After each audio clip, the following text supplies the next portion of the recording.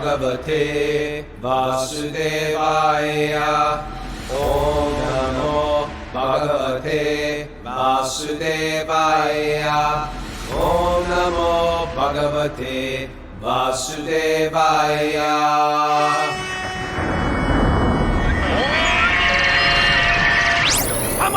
Live from Super Soul Farm, this is Wisdom of the Sages, your daily yoga podcast with your host Raghunath and co-host and senior educator at the Bhakti Center in New York City, Kaustubha Das.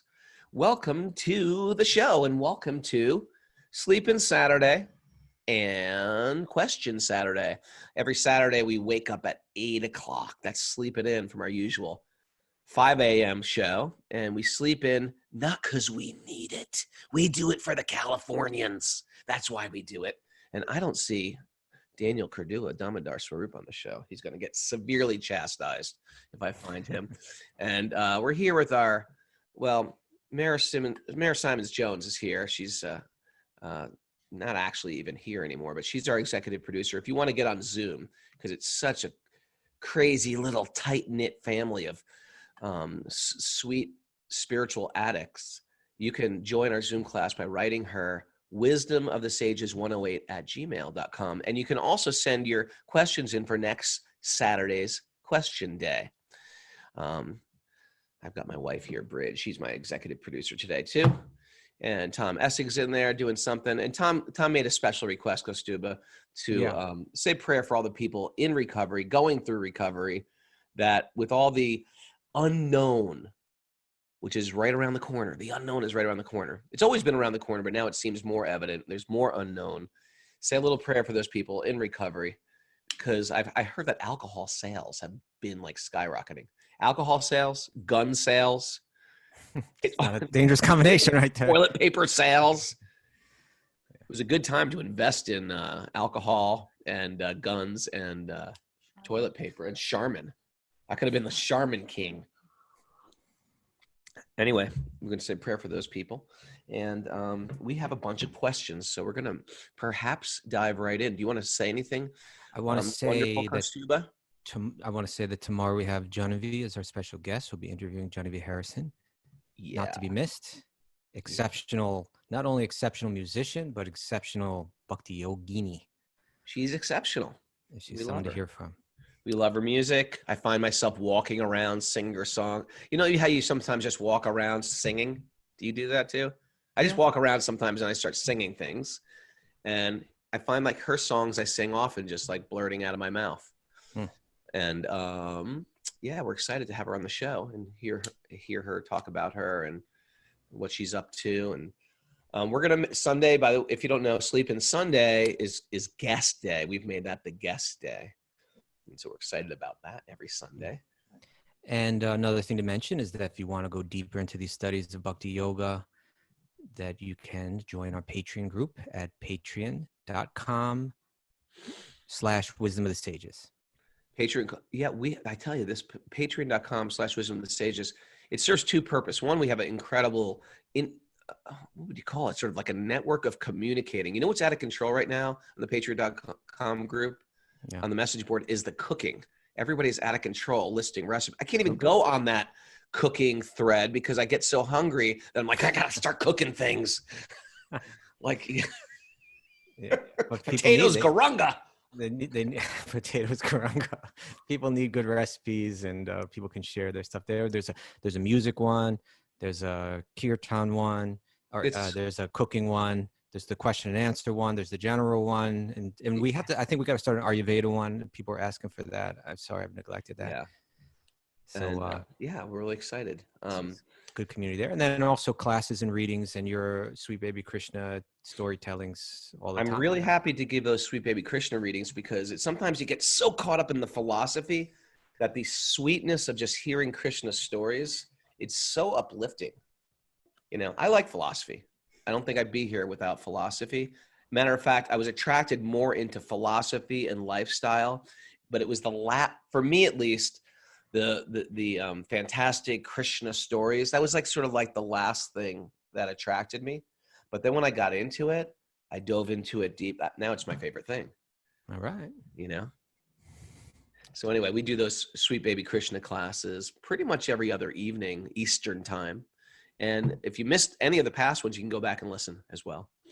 All right. So let's dive into question day. I'm going to read to you, Kostuba, your question, and you read to me my question. Wouldn't that be sweet? That's Sounds how fair. we play. That's how we play it out. Okay, a little reciprocation. Okay. Hit me. Diving in. Who are we hearing from? What's that? Who are we hearing this question from? This question is from one of our favorite persons, Dana DiCiaro. She's one of these nice ladies that came on pilgrimage with me one year, and she's never quite been the same. Ever since. What did you do? Completely indoctrinated her. No, you can't help it. What you do get indoctrinated on those things. You fall in love. You start to realize I have a different identity outside of my material identity. So here's a question.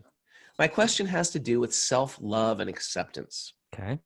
I'm wondering how we can develop more pure love for ourselves instead of turning on ourselves when humanness inevitably arises.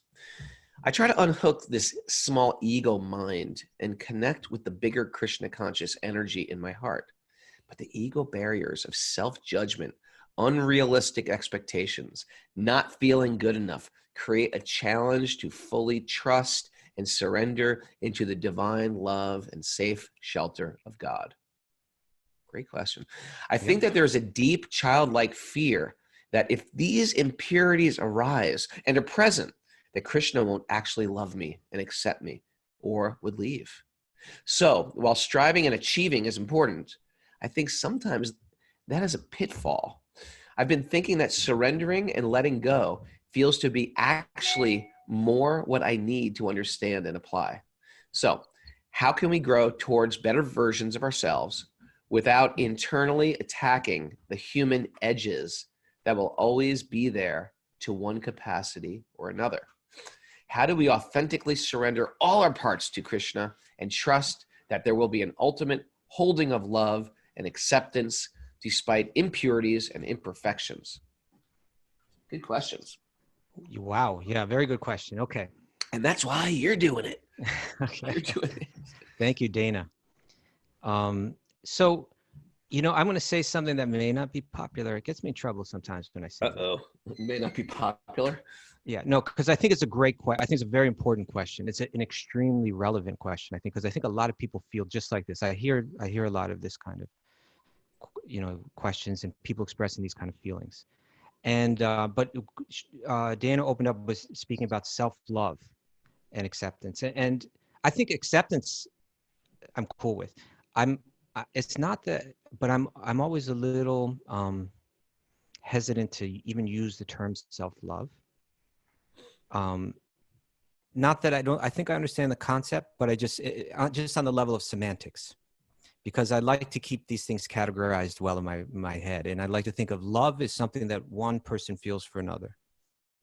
And I think what we're talking about here is self-esteem. Okay. And if we're lacking self-esteem, or if we're having feelings of insecurity, of doubt, of unworthiness, and so on, those are pitfalls. And I think that our modern day media, the level of media consumption that we go through now, it has just increased from radio to television to the internet, YouTube, social media, that the Hulu. Hulu. I'm particularly upset about Hulu. I'm furious. But I think these have created all kinds of the way that we're consuming all of this information is feeding these kind of feelings of insecurity. And so, and they are obstacles to our happiness, and they're obstacles to our practicing yoga in an effective way. So it's a really important question. But I feel that the term self-love I'm a little uncomfortable with, and then the way that it's applied sometimes, where it turns into kind of like what you need to do to advance spiritually is to pamper yourself. And, now you see, because I'm kind of an orthodox guy in this sense, right? Like you're the orthodox. What am I? I wasn't, reformed. you see, I wasn't judging you. By my saying that I'm an Orthodox guy, I'm not implying anything about you, Raghu, okay? He's But, talking about me again. I'm a show. but in that sense, when I want to understand truth and I want to understand like spiritual practice, I look to these well-founded,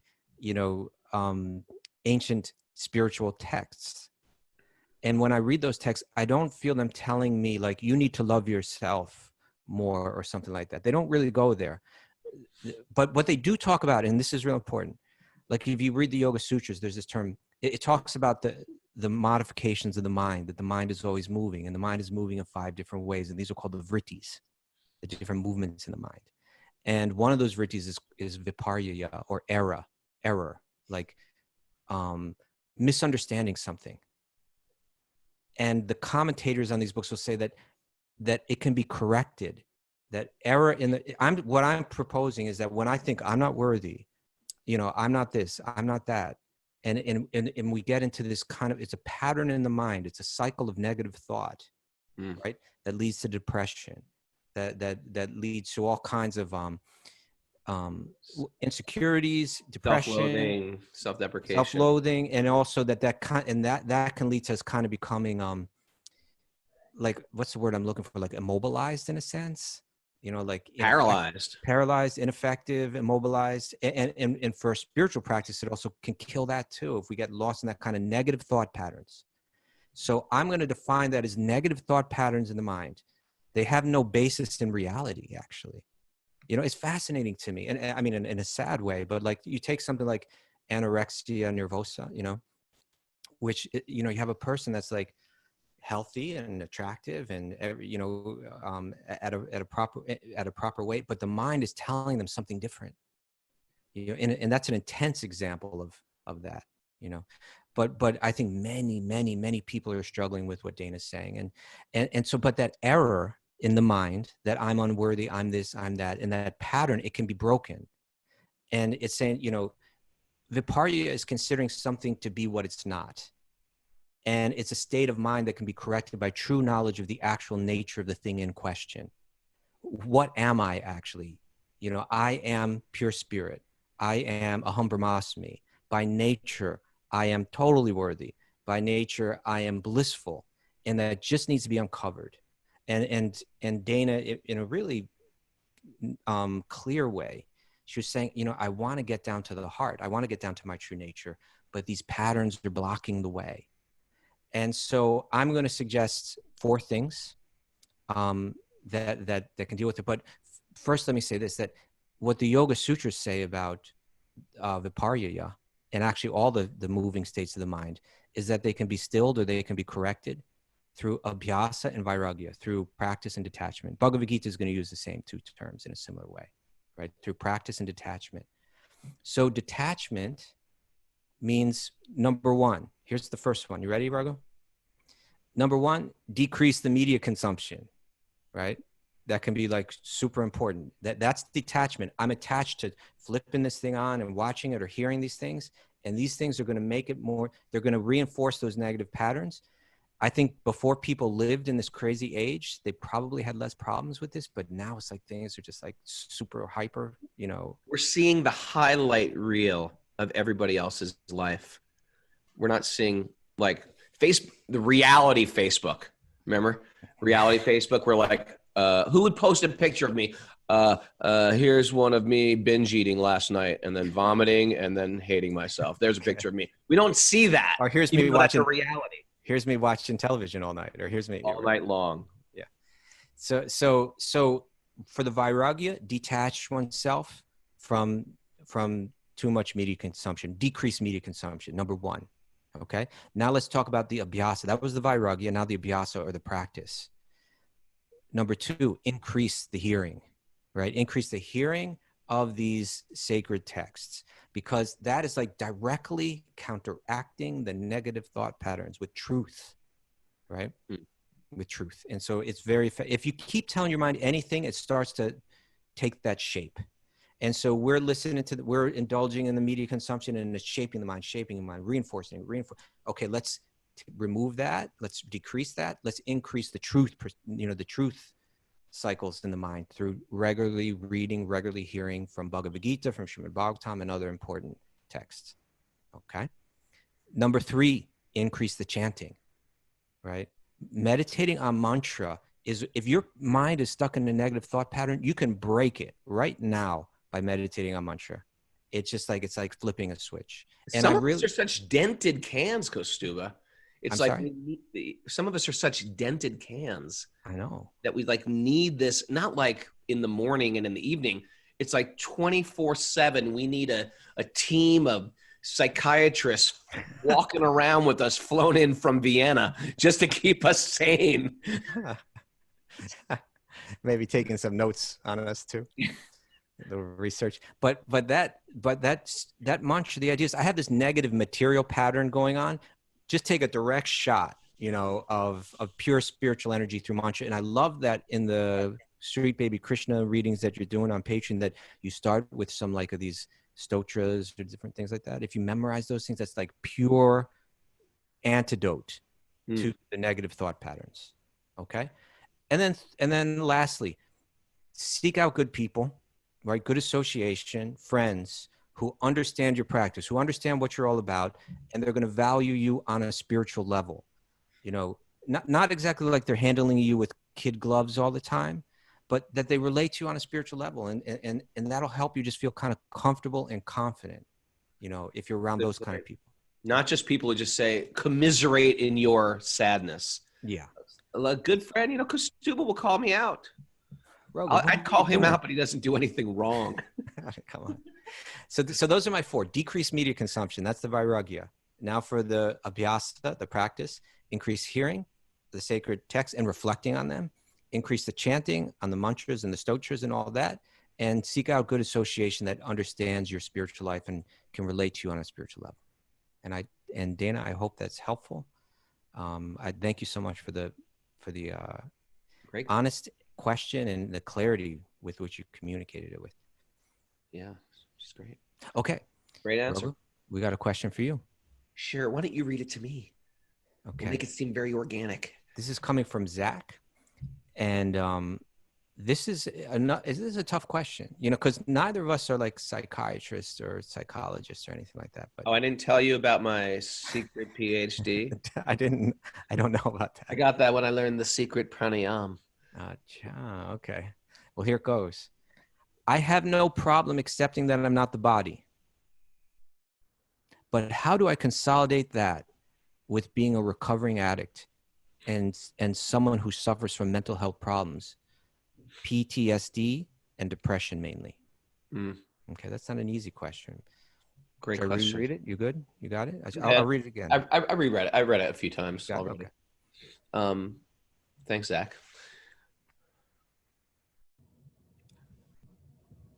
I've had a lot of students say to me, as soon as they heard the concept of I'm not the body, I'm not the mind, that was sort of like just hearing that released the grip of the noose. I'm not saying never take, pharmaceuticals, etc., but first hear the philosophy and then make certain practical tweaks, some yogic hacks to your life, and see if it works. See how it works. And here's some that I was thinking about, and Kostuba actually was sort of touching on it too. The first one is rise early, wake up early, have that special time for sadhana. Excuse me. Has that special time for sadhana. It's ridiculous, isn't it? For hearing, for reading, for the show. If you like the show, listen to it, for chanting. It's important. And someone else asked the question, I'm waking up at 5. Is that good? Wake up earlier. If you're good with morning, I get a lot at waking up really early. Generally, my thing is 3:30, and it prepares my consciousness for the show, and it helps me chant. I feel like if I just chant a little before the show, better things will come out of my mouth. So I think there's a benefit in early rising, and it's also that guna in goodness that we're dealing with. So that's one thing. Change your diet. notice your diet. What are you eating? Fresh fruits, fresh vegetables, a juice fast. That really changes the consciousness to sattva right now. It changes. And if you're suffering with the mind, which is understandable, experiment with that. See how you feel. This is where you doubled up with what I said. We're riding the same horse today. All right. Cut out all media, or explicitly notice the media you're consuming. We have no realization how much it shifts our perspective. You know, I'm very concerned, you know, if my 6-year-old is watching PG-13 or rated R movies, but I can watch them because I'm an adult. No, we can't. Why should I consume completely toxic things? Because I have a bigger, fatter body? Big deal. Big deal. Because I'm older, that means I can put any type of like murderous thing in my mind. Who wants that stuff in their mind? So that's going to affect the mind as well. There's a lot of incredibly, I'm not saying no media, but maybe not. But there's a lot of uplifting media. There's a lot of uplifting books. Here's one. Here's a good one. Clean your room. Clean your desk. My wife is smiling. Yay, clean his room. He's going to clean his room. Clean the desk, right? Take a bath twice a day. Take a shower twice a day. Bathe twice a day. That type of cleanliness affects the mind. Clean your car. Here's one. Go start a garden. These are sattvic things that sort of change your consciousness. Cut out all criticism of other people. Do some non-ego based exercise. If you're doing yoga because you're hot and you want to do hot yoga and become hot, don't do yoga like that. If you want to go jogging, you could do whatever it is. Do it non-ego based, some type of movement. You know, here's one. Bring flowers into your house. What do you think of that, Kastub? Bring flowers into your house. Well, not just really nice, but that connection with nature, especially if you're living. They bring optimism, right? It just brings a different energy into your home. Beauty. Hey, someone's bringing out some flowers here. Bashar has some flowers. Thank you, Bashar. So that's one of these things. See how that works with your mind. Okay, right. I'm going to stop there. I hope that was okay. So those are like yoga hacks. Rise early for sadhana. Check your diet. Check your media. Clean the place up. What was the other one? Exercism. With the G. Exorcism. Do an exorcism. Real. I didn't get on that today yet. We haven't gone there, but I believe it helps. Cut out criticism. Non-ego based exercise, bring in some flowers into your life. So you're saying that, okay, I can say I'm not my body, but I do have, again, it's negative thought patterns, you know, and you're saying that we can address the mind in so many ways if we're active and we're conscious about it, that we can overcome that as well. Sure. Right. Okay. All right. Thank you. I do think if you have been in a very tamasic place, there is a chance of dark forces in your life. But I don't want to go there. I'm going to try to keep this cool. Okay. All right. Next. Okay. Kostuba, let me read one to you. From? Who's lanking down our stairs? This is what happens when we do the show at 8 o'clock in the morning. Got kids running around the house. So unprofessional. I have no, okay. Have you spoken anywhere on how to move from the intellectual? This is from Constant Seeker. Love the name, and Constant Seeker's had some good questions. I don't think Constant Seeker is their real name, Kostuba. It's a great name anyway. It's a good name. What's unreal about it? It's a name. It's as real as any other name, Raghu. I don't think that is their Christian given name, smart aleck. That was not their name given during baptism or. Okay, but it's a good name. It is a good name, Constant Seeker. Well, you know what the problem is? People do this on Discord. They make a name like that, and then I don't know who it is. It might be somebody I'm already calling Vegan Trucker. Maybe Vegan Trucker is Constant Seeker. I'm just confused now. All right. Vegan Trucker's looking now. That's not me. Okay. That's all. I just want to know you. Pick one name or 3 names. There's people like Lisa Day Lewis. She's got 3 names. Pick one name, or be Constant Seeker here. So then we just call you Constant Seeker here. Okay. I feel like I'm learning 2 sets of names. Okay. Constant Seeker may not be a Zoomer. Questions. Okay. Okay. Have you spoken anywhere on how to move from the intellectual thinking about good to God. about God to a genuine love and devotion? Have you spoken anywhere on how to move from the intellectual thinking about God to a genuine love and devotion? I've found that for years I've contemplated and read about God, but I lack real love. I'm not sure how to make the leap across. I feel stuck with concepts of love and the idea of loving God, but I can't seem to manifest the real thing. What am I failing to do? Constant Seeker via Discord, which is the Patreon group 412. Good question. I'm glad this was on you also. Absolutely excellent question. Thank you, Constant Seeker. So, you know, I'm gonna respond again in this orthodox way, right? I'm gonna go to these texts because I feel the answer is there in all of them. You know, like the answer to all the questions is there. I'm picturing you in like the Eastern Orthodox black robe and hood right now. Should I not use the word orthodox? But Rupa Goswami, this super incredibly important figure in the history and tradition of bhakti, he's written such great books, and Srila Prabhupada is like translate those books. One thing that I so much appreciate about Srila Prabhupada was he just understood how to, like, in 12 years, he put out like tons of books that just kind of boil it down to the essential things that we need to know. And he took some of Rupa Goswami's books, like I'm going to refer to his book, the Upadeshamrita, which is called the Nectar of Instruction, as well as the Nectar of Devotion, the Bhakti Rasamrita Sindhu. But first thing he's going to say, you know, like he's going to write, here's 6 things that are important for practicing bhakti. And it begins with naming 3, utsaha nischaya dharyat, right? We need to be enthusiastic. We need to endeavor with confidence, but we also need to be patient. And so while I appreciate that need, like, and it is great to have that, it's favorable to be like, when is that day going to come when I actually love God? We should have that, but it should never become discouraging. I'm not saying that it is for Constant Seeker, but patience is required. You know, it's like it's said that I think one of the kind of traditional analogies is used is like if a young lady gets married, she can't just expect a child immediately. You know, it takes time.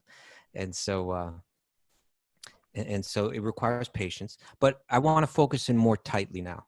And I want to say that if one says, okay, I'm practicing bhakti now, where's the result? Where's the love of God? If it hasn't come yet, something's wrong.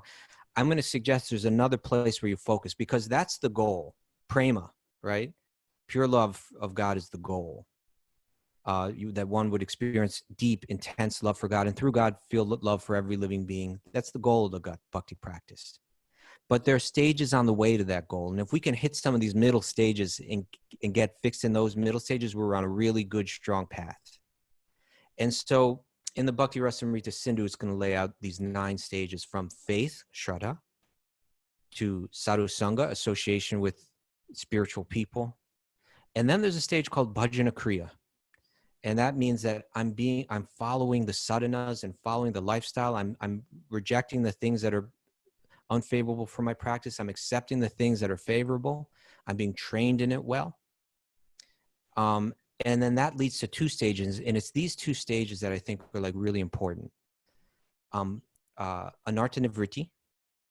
It means through this practice, my lower nature, I'm beginning to let go of it. I'm beginning to let go of my lower nature. And through that, I can come to the next stage called nishtha. And nishtha means I'm fixed now. I've lost. It's like this. If we're going to say, if we're going to look at prema as the measuring stick, we might feel discouraged. But the measuring stick, you know, can be found on the platforms of anartha nivritti and nishtha. Nishtha means fixed faith. I'm steady at what I do. And when that the Chaitanya Charitamrita, another really important text, says that when firm faith and devotional service or in bhakti awakens, then a taste for hearing and chanting also awakens. So anartha nivritti means I'm able to give up whatever is unfavorable for my spiritual practice. All those negative things. It's a lot of the stuff we've been talking about today on the show, right? Yeah. I can let go of my attachment to all of this media consumption. I can let go of bad habits that I've got. I can let go of them. And And then what should happen is then there should be my enthusiasm for practice should increase, right? So so if we ask that question, am I able to let go of these things? Am I able to let go? Then my spiritual practice is on a good, I'm making good progress. And do I feel an enthusiasm when I hear that Raghunath is doing Sweet Baby Krishna reading tonight? Am I like, oh yeah, I'm there for that, right? So look there, constant seeker. And if you do, that prema will come. It said that love of God, bhava, the sprout of it, is like a ray of love of God. It hits that little sprout. And if you can practice, bhajana kriya and anartana vritti and get fixed in nishta and keep doing the practice, then it's not long. It's not long until one gets that grace and love of God will arise. Yeah, beautiful. Move forward with enthusiasm. And move forward with enthusiasm. You can create that by being enthusiastic. You're responsible for that part. Right, then the steadiness just goes with that, and it will start to reveal itself. All right. Beautiful. I hope that's helpful, constant seeker, and I hope you find what you are seeking. That was helpful for me, Kastuba. Okay. Now I got one for you, Raghu. And I think, this partially maybe grows out of your Joe Rogan appearance, but from several people, 3 or 4 or 5 people, and something like that, have written. So I've kind of consolidated their questions, and it has to do with eating meat and hunting. Huh. That must have grown out of the Joe Rogan thing. I think so. So basically these questions are saying, is it really wrong to hunt? Is it going to be bad for my spiritual practice to hunt? Certain reasons were shared. Overpopulation of deer has a negative effect on the ecosystem. So how can I be balanced? How can I balance the conflict of wanting to be, practice bhakti and be nonviolent when I also feel a call towards being an environmental steward? Is it a question of do your duty as prescribed, or is it just completely non-justifiable to kill animals, even if it's the ecosystem question is there? Also, what if it's to put the animal out of its misery and you're starving? Are there any justifications to kill and eat an animal? And then someone else mentioned, the way that the meat industry works is clearly harmful to animals and causing suffering. But if you do it on your own in a natural way, is that acceptable? So it's a big, a lot of different questions coming from different angles, but on that same point about killing and eating meat. It's beautiful. That's a great question. Some people think, well, that's not a great question. Of course, it's obvious. I don't think anything's really obvious. And I think that part of our job as spiritualists and living in this world is to constantly reflect and think these things over. Sometimes even change our mind on things. Like I like to say, like, I'm on a path. I'm on a serious spiritual path, but I'm open to influence that can help me navigate that path better. And I've seen myself do it at different times in my life. So I think this is a super relevant question today, because we want to, and I think we gotta dig down into the principles. The principles are, we want to minimize violence. Scott was just writing on the board, once you eat, something's dying. And some vegetarians or vegans will argue, no, you can eat leaves. They don't, right? Lettuces, you don't have to kill romaine lettuce. You just cut off the leaves, or you can pick the apple. And sometimes you prune a bush and it enhances the growth. But there are root vegetables you eat. But even if you live in the garden, or you practice, there's things dying. What to speak of you mow a lawn? There's things dying. What to speak of you drive to the movie theater? There's things dying. Just look at the grill of your car. So existence and death, they sort of go hand in hand. And all you got to do is watch the ant documentary that I watched with the kids the other day. And I was like, it is a horrible place out there. The ants are going out and just killing everything. They're killing spiders and they're killing bees. And everything is subsisting on another thing to exist.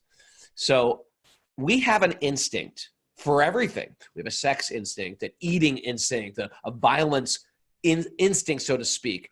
On a spiritual path, on a civilized path, we have to curb those instincts. We have to restrain them. And sometimes one pulls us stronger in one direction than another. Some people are very attached to violence, and some people are not so attached. Some people are very attached to just indulgence through their tongue. Some people are not so attached. Some people are very involved in sex. All the sex is on their mind constantly. Some are not so attached whatsoever. We got to find whatever is pulling us away from our spiritual grounding. We have to notice that, and we have to harness it, because we don't want to be controlled by the body. And we want to cultivate with our external body and mind, our thoughts and our words. We want to cultivate spiritual. We want to start to act like the soul. So if the soul is compassionate, I want my external body to be compassionate. I think that's the principle. I know for me, I became a vegetarian when I first moved out of my mom's house in the 80s. And I didn't want to do it. Ethically, I didn't want to do it, but I was a fisherman, and and fishing for me was like a connection with nature. I would go into the woods. I'd rise early in the morning. I'd wade in the water. I'd throw my line out and catch it. I know nothing about this, right? You know about my fishing life? No, I don't know anything. No, I was really into fishing. Did you have one of those hats with all the lures stuck in it? I did. I had a tackle box. I had I had it all. Okay. And then, so for me, that was sort of connection with nature. So I said, okay, I'm going to stop eating all meat except fish. And so I did that for a year. And with my band, before I got into bhakti, I was in a band and we tour around. And then, if you ever play in nightclubs and stuff like that, it's just gross. It smells like smoke and beer and dirtiness. I was like, I got to get back to nature. So me and my drummer, we decided, let's go fishing when we get back. Let's get out of this busy cities and go camping and go fishing and live off the land. And it seemed like a good idea, but I think the consciousness of me giving up meat that year, it put me in a dilemma when I went to put the worm on the hook. And I was like, I can't do this. I don't want to kill this worm.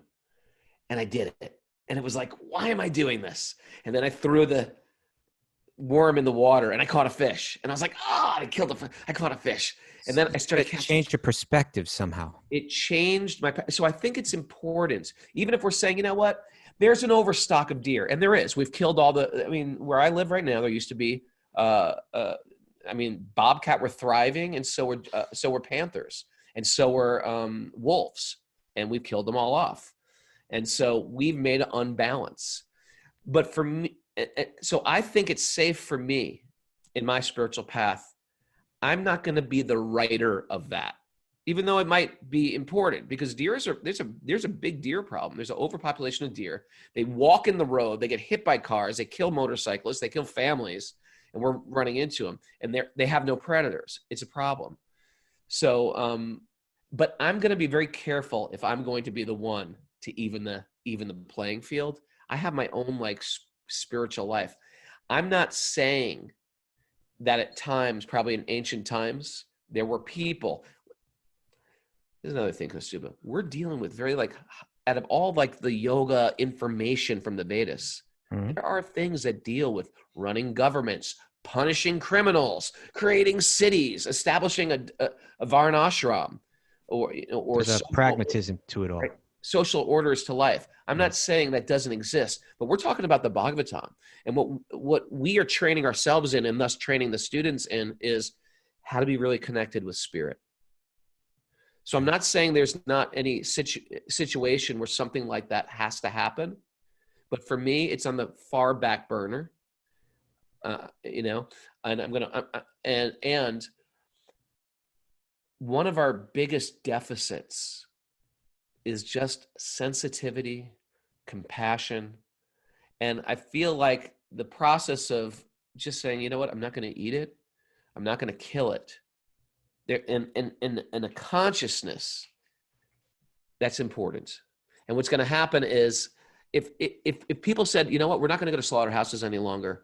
I mean, where we depersonalize every being and they're just commodities, that's a major problem.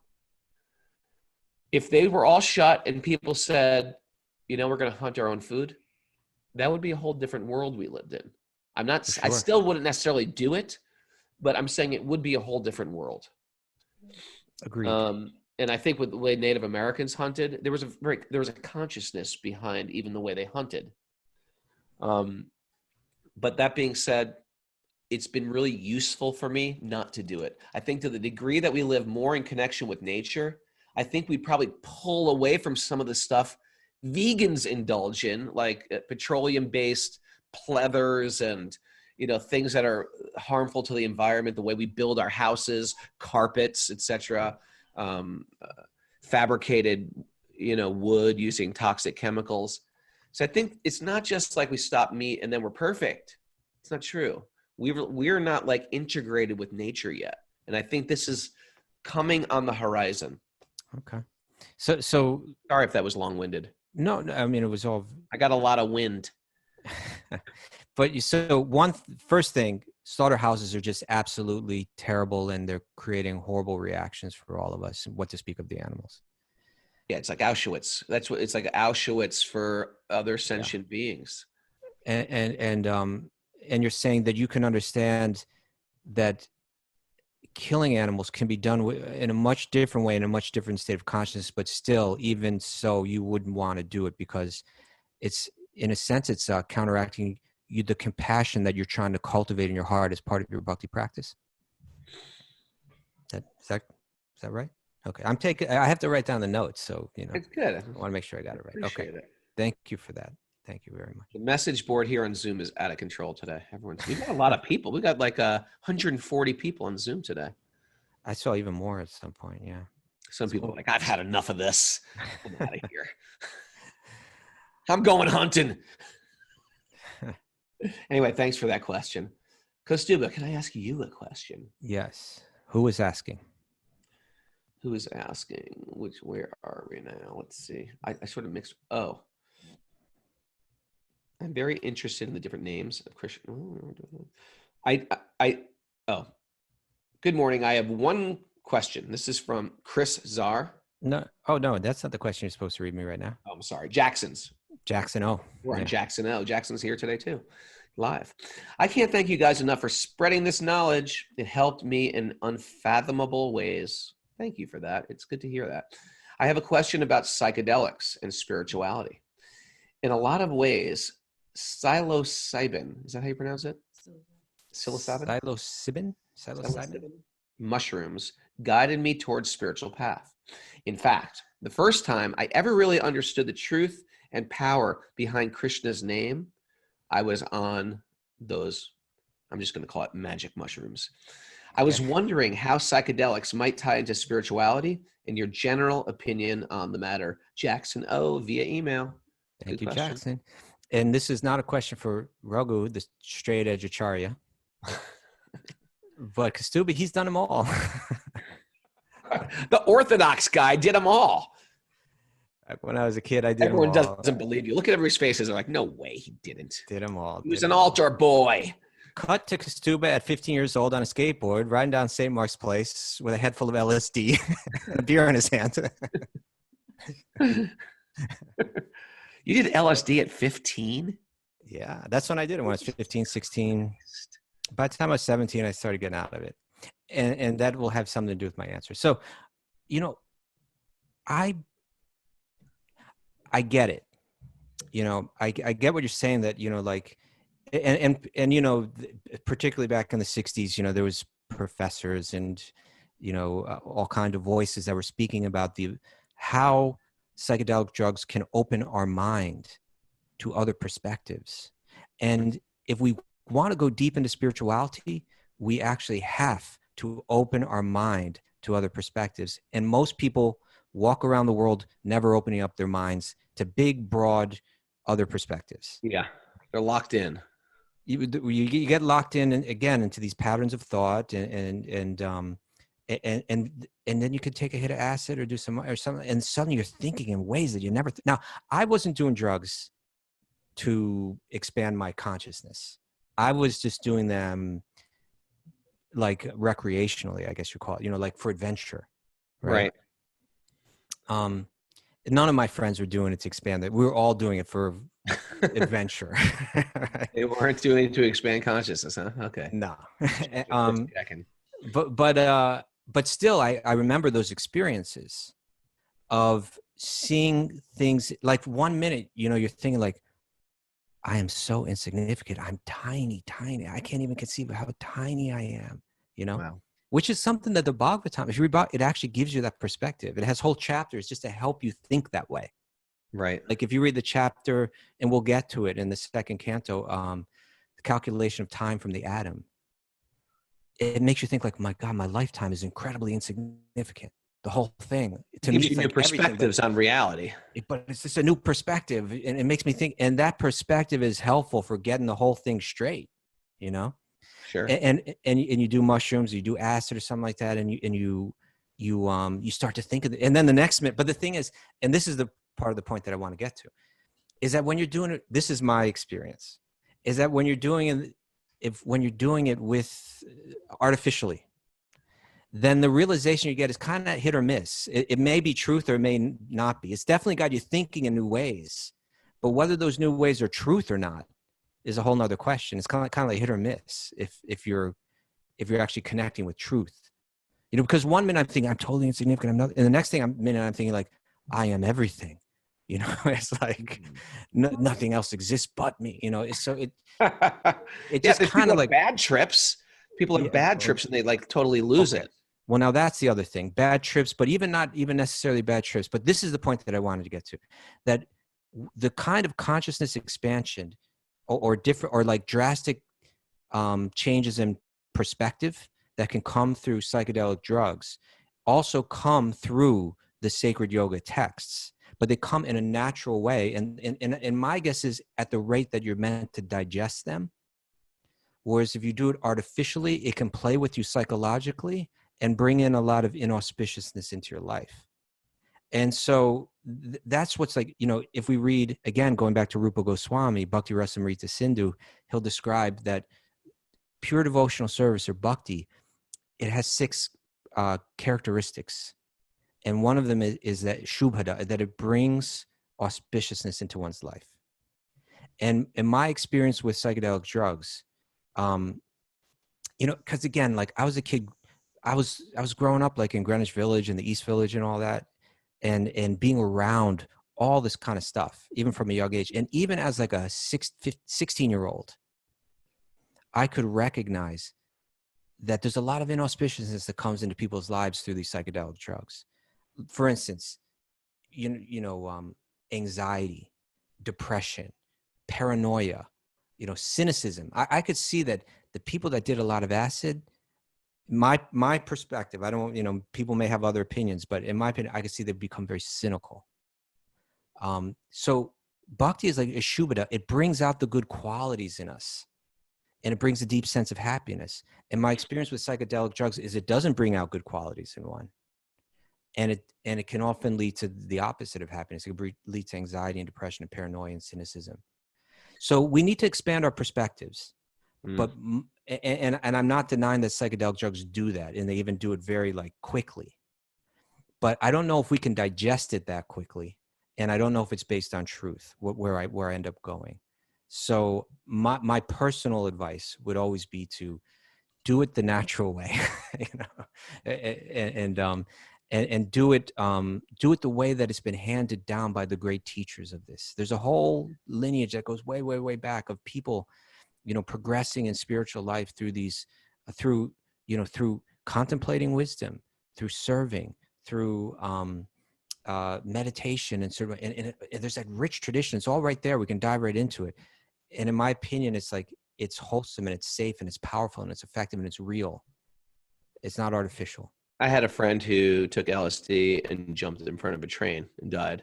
So it's not like it's all auspicious. We might get some great insight, but that great insight could be you're dead the next moment. Yeah. And there can be ones that you do in a religious ceremony, etc., right? Which was different than you doing them recreationally. That's one thing someone might argue. I'm not going to argue with you because I agree with you, but someone might argue that. But even still, I feel like you can't mistake the flute for the player of the flute. You had some positive result, it may not just be the thing you took. It's Krishna or God or your higher power working through whatever situation you put yourself in to give you that realization. Okay. I agree. Thank you for your deep experience has paid off, Kostuba, and saving us from the That's why I was doing those drugs. Just for you today. did them for us. You took them for my sins. So, thank you, Jackson. I hope that was helpful. Now, we've got like 3 minutes left. I have to make a hard stop at 9 today, Raghu, because I got a yoga teacher training at 9. So let me give you this one quick question. Okay. All right. This is coming from Bhakti Ed, who always has lots of great questions. Our conceptions of God, like, I don't know if you can answer this question quickly, but we'll give it a try. Our conceptions of God, like that of Judaism, Islam, and most sects of Christianity, quasi-impersonalist. They pray to a personal God, but refuse to say anything beyond abstraction about him. You've got 120 seconds to answer that question. All right. Here's what I feel. Here's what I believe about that. You're not reading in the Quran or the Old Testament or the Bible about sweet baby Krishna and his little flute playing. That being said, I'm fairly convinced if you have a bhakti conception, like I am here to serve you with love, my Lord, I see God in every living being, then I'm convinced that a personal revelation will come to you. A personal vision will come to you in the form, I won't necessarily Krishna, but there will be some personal form manifest to you, at least within your heart or your consciousness. I don't think India has a monopoly on bhakti. And I think bhakti is spoken about and you can hear about in a lot of Christian prayers. And I believe that I do believe the Vedic revelation is so refined and detailed. But that being said, I feel like God is God. If God wants to reveal himself and reveal form and vision to you, I think it can happen. There's like great saints and mystics and so many traditions throughout the world. So quasi-impersonalist might have been a very accurate term. Then. Yeah, it could be. It could be. And I think there's people who do want to have that concept, I think, of I want to merge with God or become one with God. But I think if people have that slant towards bhakti, it's really nice how the Bhagavatam and other Vedic texts really point out there is a distinction and where the lines might be blurred because, I mean, really, it's really painted very clearly. Becoming one with God and serving are two different things in the final goal. I don't know. Did that help, you think? I think we had 36 seconds to say that. Yeah, no, you did it. And I got to go, Raghu. Well, then you don't get to sing our good. Well, I want to get at least I'm a little singing bit the wrong song. What the heck? This is completely ridiculous. Here we go. Thanks, everybody. We had like 140 something. I saw 147 at one point. This is the end of if you're new to the show, welcome aboard. It's great having you here. This is when we do a little Krishna karaoke. Look at Luke Carmen's kid dancing. This is unbelievable. Setting the stage for us. Thanks, everybody who joined us on Apple Podcasts. I want to say hi to our lawyer and friend locally, Mitch Kasarova. Thanks for joining the show. Also, I want to thank everybody listening on Apple Podcasts. Make sure you give us a 5-star rating. Tonight, Sweet Baby Krishna. If you're on Patreon, if you're not on Patreon, join us. Patreon.com/Wisdom of the Sages. I give a class at 7 p.m. 7 p.m.? 7 p.m., right, Mara? And tomorrow, Johnny Harrison. We're excited for Sleep In Sunday, interview day. Now, come on! Make that namaste into a hand clap. I got to say goodbye to little Amalini Rada, who's got her unicorn sweatshirt on and she's dancing around. Look at that happy baby. Come here, you guys. Come here, Ruth Birdie. Okay, we're having a family hop and dance. Ready? Jai Shri Krishna Bolo Jai Radhe. is cute. Jai Shri Krishna Bolo Jai Radhe. Jai Shri Krishna.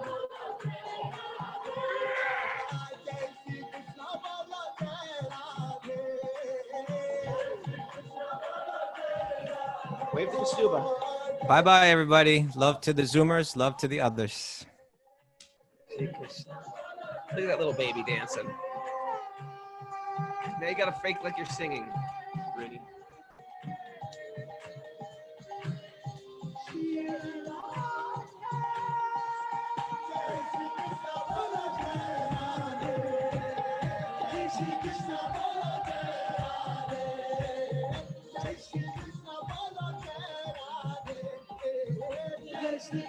If you're new to the show, start dancing. Come on, or else I call you out.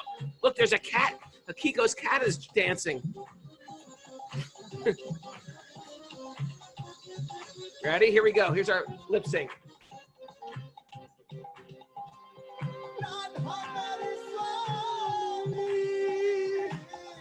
Saskia's lost her material mind.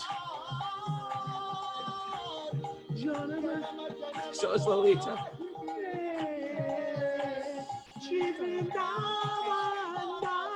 Here we go. Ready?